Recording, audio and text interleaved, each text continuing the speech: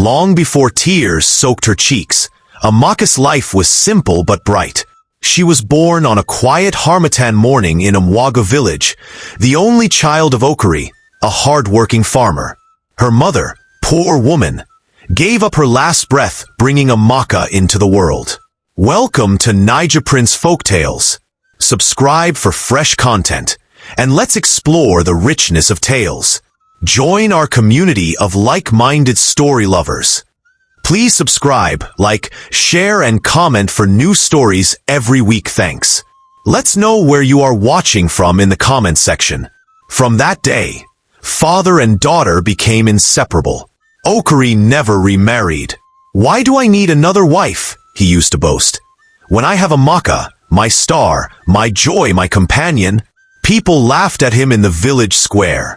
"Okiri, you will spoil that girl. Who will cook for you? Who will sweep for you?" And he would reply with a smile, "I can cook my own yam, but nobody else can give me Amaka's laughter." Amaka grew up in a small mud hut with a leaky roof. The walls were cracked, the bed was made of bamboo, but the air inside was always filled with joy. Her father might not have riches, but he gave her something more valuable: love and dignity.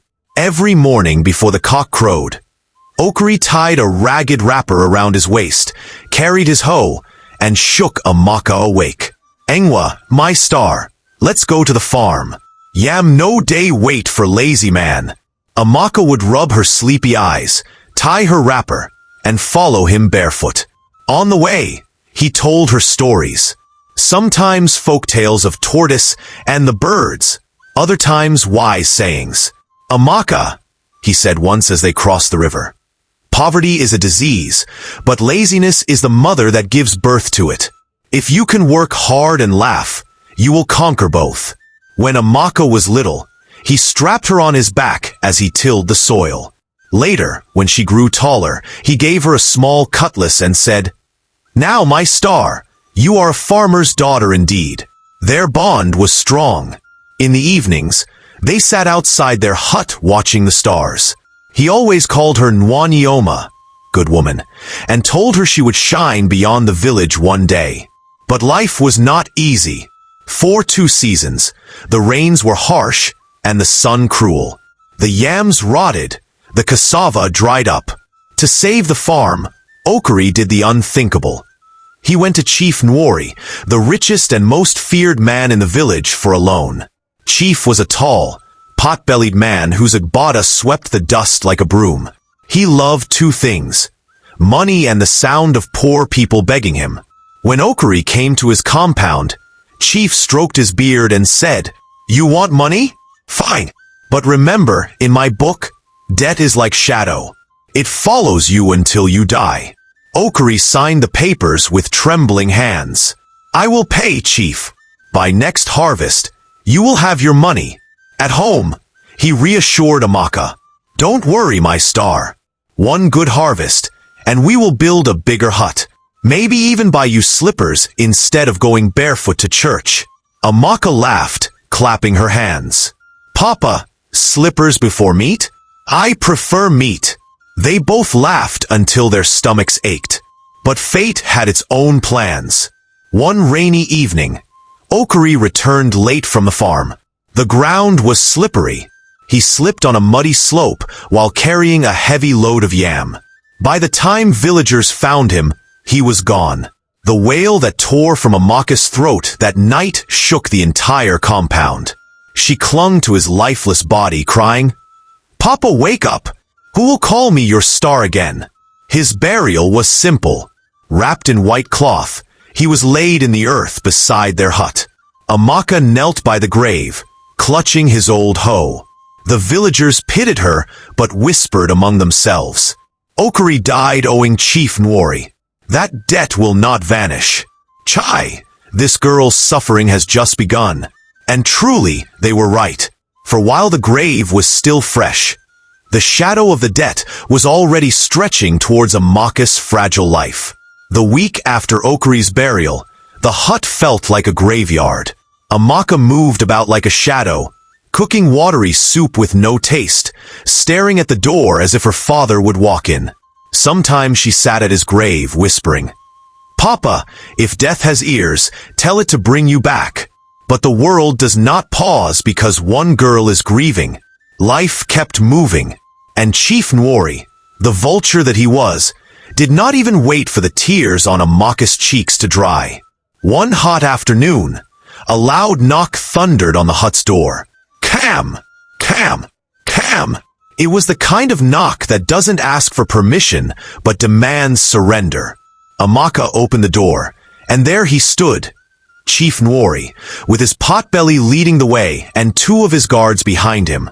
His agbada swept the dust, as if it had come to inherit the land itself. He didn't greet. He didn't sit. He simply barked. "Where is Okri's daughter?" "I am here," Amaka said, her voice low but steady. Chief's eyes scanned her like a goat at the market. "Your father owed me 200,000 naira. He has died, but my money has not died.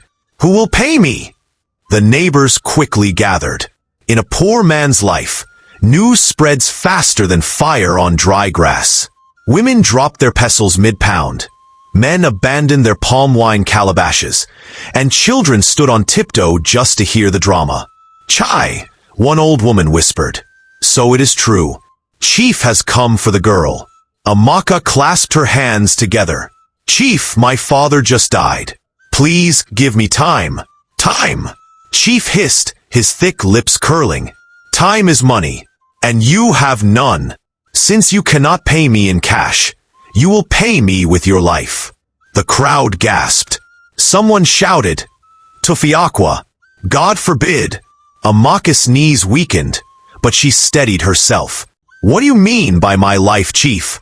"You will be my servant," Chief declared. "From today, you will sweep my compound, cook my food, wash my clothes, fetch my water.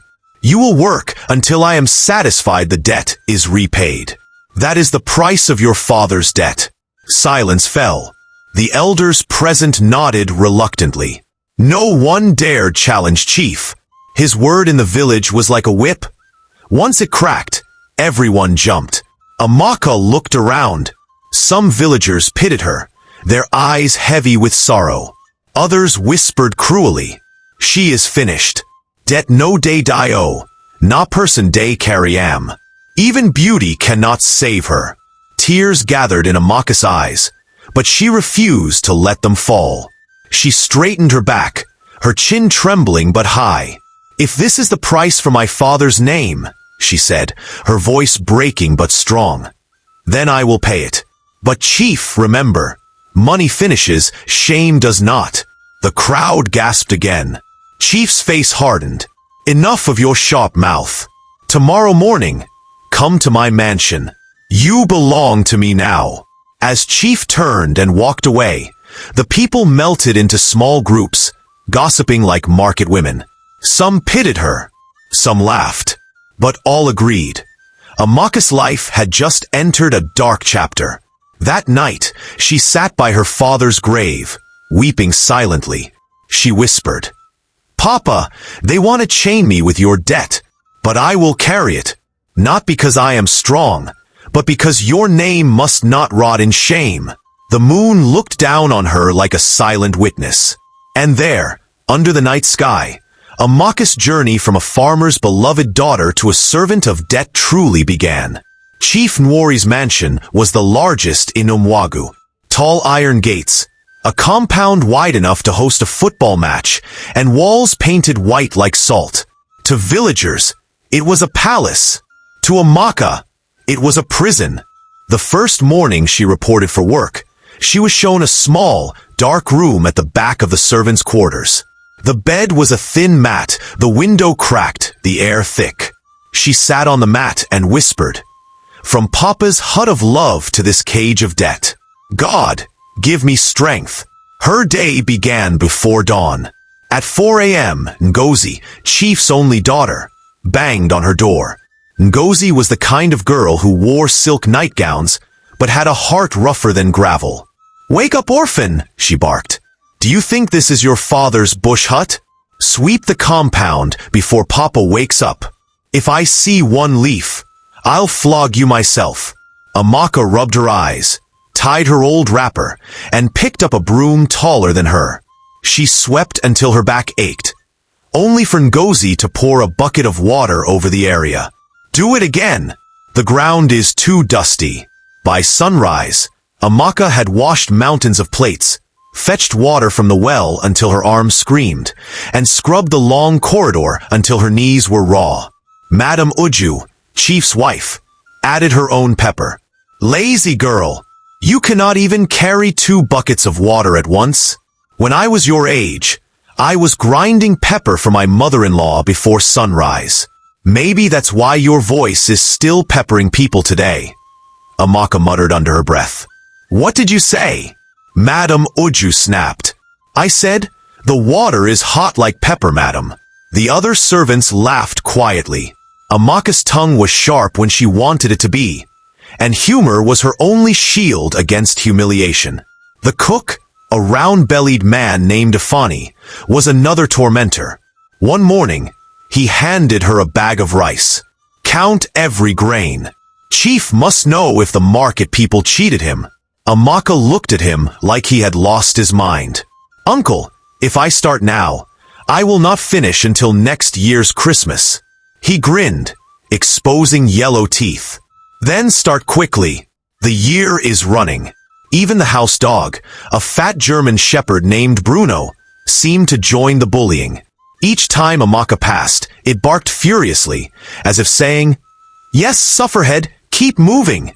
Yet in the middle of her pain, Amaka found small ways to laugh. When Ngozi wasn't looking, she imitated her proud walk, swinging her hips like a spoilt peacock.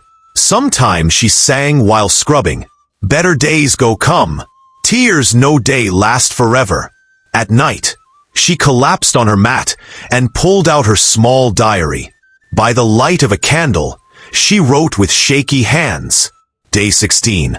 "They call me servant, but I call myself survivor. Papa's blood is in me. They can chain my hands with work, but not my spirit." But destiny had already begun to stir. One hot afternoon, as Amaka balanced a heavy bucket of water on her head, a tall young man entered the compound. He was dressed in neat city clothes, white shirt tucked into dark trousers, shoes polished like mirrors. His name was Obinna, chief's nephew, freshly returned from Lagos. He stopped when he saw Amaka, sweat dripping down her neck as she struggled. "Hey," he said softly, "you shouldn't be carrying all that alone." Amaka nearly stumbled. No one had ever spoken to her with kindness in that house. She lowered the bucket carefully and wiped her brow. "If I wait for someone to help, the sun will cook the water before it enters the pot." Obinna chuckled. "You're funny. What's your name?" "Amaka. Amaka," he repeated, as if tasting the sound. "You are too bright to be treated this way." She looked away, her cheeks warm. But from the balcony above, Ngozi stood watching, her face darkening with jealousy. That night at dinner, Obinna spoke up. "Uncle, why is that girl treated like this? She works too hard." Chief waved his hand. "Forget her. She is paying her father's debt. Work is her only value." Obinna frowned. Even a debtor deserves dignity. Amaka, overhearing from the corridor, pressed her hand to her chest. For the first time in months, someone had defended her. A small flame of hope flickered in her heart. But Ngozi's eyes burned with anger. She whispered to herself, "So this is the orphan that wants to steal my Obinna? She will regret it." And indeed, trouble was coming.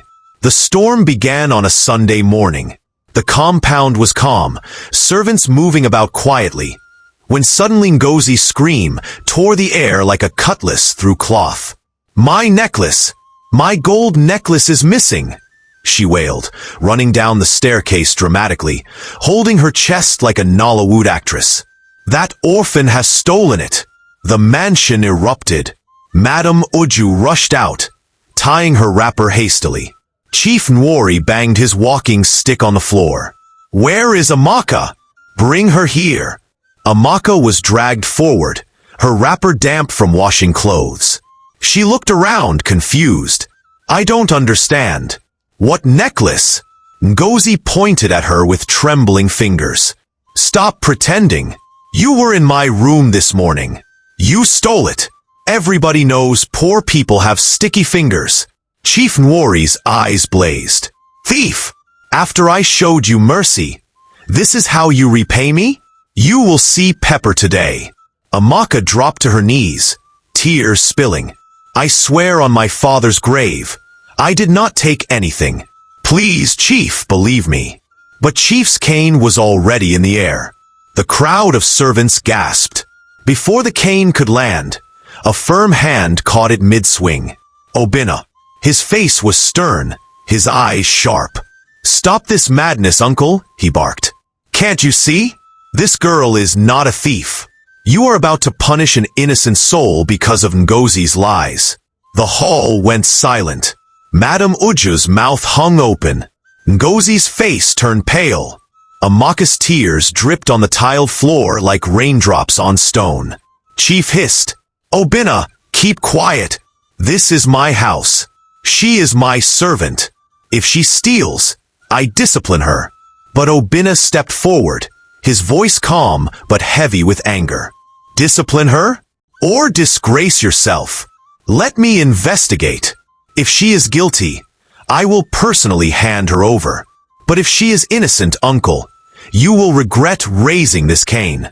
Chief grumbled but lowered the cane. Amaka crawled aside, weeping silently. That evening, while everyone thought the matter had cooled, Obinna entered Ngozi's room. He searched quietly, checking corners, drawers, and under the bed. And there it was, shining like mockery beneath a pile of clothes. The missing necklace. Obinna's chest tightened. He picked it up, shaking his head. So this was all a lie. To disgrace her? To break her spirit? He clenched his fist. "Not while I live." Dinner time came. The family sat around the long table. Chief tore into roasted meat. Madame Uju sipped her soup noisily. Ngozi painted her nails like she had no care in the world. Amaka stood at the corner, serving water, her face swollen from crying. Suddenly, Obinna dropped the necklace on the table with a loud clink. The sound echoed. Everybody froze. "Here," Obinna said, his voice steady but sharp. "The necklace, found under Ngozi's own clothes." Chief's meat dropped from his hand. Madame Uju gasped. Amaka's eyes widened in disbelief. "Ngozi," Obinna continued, his voice rising, "you lied against an innocent girl. You called her thief. You almost destroyed her. For what? Jealousy? Wickedness?" Ngozi stammered. It's not true. Someone must have put it there." "Enough!" Obinna thundered, slamming the table. Plates rattled. "Your lies end today." The servants outside whispered furiously. "Huh, so the necklace was never stolen? Chai, Ngozi has disgraced herself." But Obinna wasn't done. He reached into his bag and pulled out a ledger. Chief Nwori's old account book. "Uncle," he said, his eyes narrowing. "While checking your records, I saw something else. Okari, Amaka's father, paid you 100,000 naira before his death. Half of the loan. Yet you hid it. You enslaved his daughter with a false balance." The room shook with the weight of his words. Chief's face turned red. Sweat rolled down his forehead. You don't know what you're saying." Obinna slammed the book on the table. "It's all here. Your signature. Your receipt. You lied to the council. You chained an innocent girl with tears that were never hers to shed." By dawn, the matter had spilled into the village square. The great Uda mango tree shaded the gathering. Elders sat in their robes, staffs planted firmly. Villagers pressed in, buzzing with anticipation. Obinna laid the evidence before them. The necklace, the ledger. His voice rang out clear. "Amaka is innocent. Chief Nwori is guilty of greed and lies." The crowd exploded. "Chief, You are a disgrace. So you enslaved Okri's daughter for nothing? Thunder, fire, wickedness. Women clapped their hands angrily. Men spat on the ground. Even children shouted, "Shame! Shame!" Chief Nwori tried to speak, but his words drowned in the storm of voices. His agbada suddenly looked too heavy for his shoulders. Finally, the oldest elder raised his staff. The crowd fell silent. "Chief Nwori, you have lied. You have oppressed the innocent. By the authority of this council, the debt is cancelled. Amaka is free. Her father's name is cleared, and you shall live with the disgrace of your greed." The square thundered with cheers. Amaka fell to her knees, tears streaming, her hands lifted to the sky. "Papa, your name is clean at last. Your debt is gone." Women rushed to lift her. Some cried with her. Others danced around her. Children sang, "Amaka is free. Amaka is free." Chief staggered away, his agbada dragging in the dust, his head bowed. The once proud lion of Umwagu left the square like a beaten dog. That night, Amaka sat under the moon, diary in her lap. Her tears dropped onto the page as she wrote, "The chains are broken. The truth has spoken. The debt is gone, but my dignity remains. Papa, I carried your shame, but today, God carried me." From the shadows, Obinna watched her quietly, pride swelling in his chest. In that moment, he knew his destiny was tied to hers. The morning after the Judgment Square felt like sunrise after a long storm. For the first time in months, Amaka woke without fear of Ngozi's insults or Chief's cane. She stepped outside her father's hut, breathing deeply. The air smelled sweeter, as if even the wind was celebrating her freedom. Villagers began visiting. Mom and Kechi, the akra seller, pressed 3 hot balls into Amaka's palm. "Eat, my daughter. You carried your father's debt with dignity. Your tears were not in vain." Others came with gifts, yam tubers, small coins, wrappers. Some came only to gossip. I knew Chief Nwori was a greedy man. NN, but you were the one clapping for him when he carried the girl. Shut up before I expose you." Amaka smiled faintly. She had no strength for gossip wars. She only had strength for gratitude. That evening, the village gathered again in the square.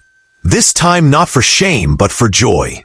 Drummers beat their talking drums, children danced, and even the goats seemed to bleat in rhythm. At the center stood Obinna, dressed in a white senator suit that gleamed under the lantern light. By his side was Amaka, shy in a borrowed lace gown. Her beauty glowed, so bright even the moon seemed jealous. Obinna raised his voice. "People of Umwagu, you all saw how Amaka carried her father's debt with her life. Yet she never lost her dignity. Today, I want to give her back that life, not as a servant, but as my wife." The crowd erupted like a stadium. Women ululated, men clapped, children shouted. Even the drummers forgot themselves and nearly broke their drums in excitement. Amaka covered her face with her hands. "Me? Your wife? But I am only." Obinna took her hands gently. "Not only. You are everything. You are strength, dignity, and love." Ngozi, standing in the corner, nearly fainted from jealousy. Her friends whispered, "See your life? The orphan you mocked has become the queen." The wedding preparations began at once. The compound was decorated with palm fronds, balloons, and colorful wrappers. Mothers tied geli so wide they looked like satellite dishes. Children wore their best Sunday clothes, running about like ants. The aroma of jollof rice, goat meat, and palm wine filled the air. On the wedding day, Amaka walked in with a red geli tied high, her wrapper glittering in the sun. The crowd shouted, "Igwe's wife! Igwe's wife!" Some even sprayed powder on her face until she looked like masquerade. She laughed so hard her eyes watered. The drummers played madly, and women danced with wrappers flying. Mama Nkechi shouted, "My Akara has produced First Lady O," and sprayed coins on the couple until the children scrambled like chickens. Obinna and Amaka exchanged vows in the presence of the elders. The chief priest prayed, "May your union be sweeter than honey and stronger than Iroko tree." Just when the feast was at its peak, a figure appeared at the gate. Chief Nwori. His head was bowed, his cap pulled low. The crowd booed instantly. "Go home, greedy man. You have no shame." But Amaka lifted her hand. "No, let him come." Chief shuffled forward, his voice trembling. "Amaka, I wronged you. I enslaved you. I lied against your father's name. I don't deserve forgiveness." The square went silent. All eyes turned to her. Amaka looked at him for a long moment. Then, with calm dignity, she took a plate of food, jollof rice, meat, and mwamwa, and placed it in his hands. "Chief, money is not greater than mercy. I forgive you, but let this be the last time you build your wealth on people's tears." The crowd exploded in applause. Even the elders nodded, saying, "This girl has wisdom beyond her years." Chief wept silently as he took the food. It was the first time anyone had ever given him mercy. The wedding continued with wild laughter.